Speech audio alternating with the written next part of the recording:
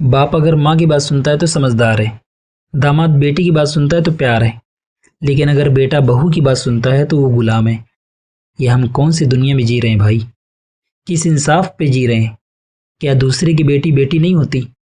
ارے دوسرے کی بیٹی کو چھوڑیے، اپنا بیٹا جو اپنا خون ہے، جس کی پرورش آپ نے کی ہے، اس کا حق نہیں بنتا کہ جتنا پیار آپ داماد کو دیتے ہیں اس کو بھی اتنا ہی پیار دیں؟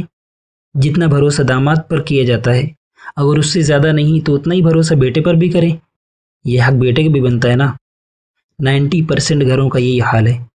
میرے کو اتنے سارے لوگ بولتے ہیں کہ بھائی ہم تو اپنی ایمانداری سے اپنی ذمہ داریاں نبھا رہے ہیں، سب کچھ کر رہے ہیں، لیکن انہی کو بھروسہ نہیں ہے جن کے لیے ہم اپنی پوری زندگی قربان کر رہے ہیں۔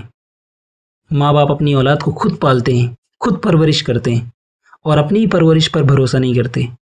سب انسان ہے بھائی، سب غلطیاں کرتے ہیں، لیکن یہ کہاں کا انصاف ہے کہ بیٹی کی غلطی پر اس کا وکیل بن کر اس کو بچایا جاتا ہے، اور ایک بہو کی غلطی پر اس کا جج بن کر اس کو فیصلے سنائے جاتے ہیں۔